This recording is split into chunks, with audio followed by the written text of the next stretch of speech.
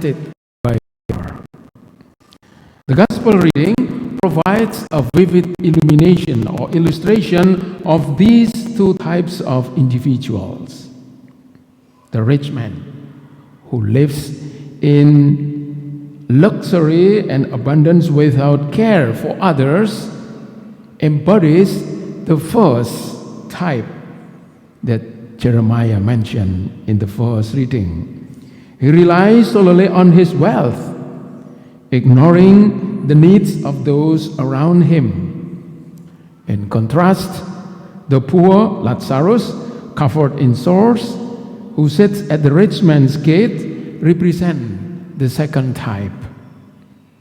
I think all of you might know that Lazarus means God helps, or God is my helper. Eleazar, God is helping, God is my helper. And this Lazarus reflecting his complete reliance on God. So actually we are called to be Lazarus, to be persons who rely on God. Both individuals, as we heard from the gospel today, die, as all people will die. But their faiths differ significantly. The rich man who relied on himself is tormented in the afterlife, while Lazarus is carried by angels to Abraham's bosom and is enjoying happiness together with Abraham. The two retributions are vastly different, even opposing. The rich man's plea for help from Abraham and Lazarus goes unanswered, as Lazarus' cry was not answered by the rich man.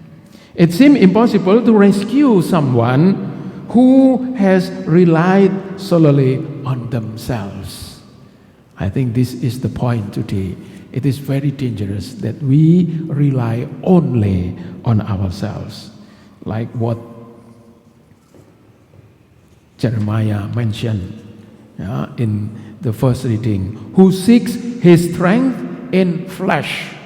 Who seeks his strength in flesh? Remember that our body will die, our flesh will be nothing, so we can rely on our flesh. So these readings convey a powerful and profound message urging us to repent. Specifically, we are called to trust in God rather than relying solely on ourselves. The world's wealth and luxury, no matter how extraordinary, cannot save our souls.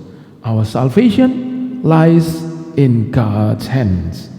Trusting God is crucial, as Psalms 40 verse 4 states, "Blessed is the man who makes the Lord his trust.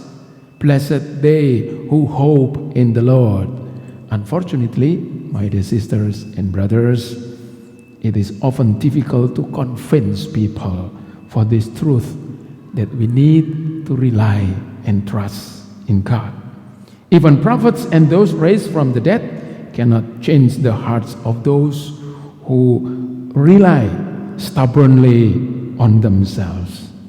The Lenten season calls us again to repent, to turn away and return to God.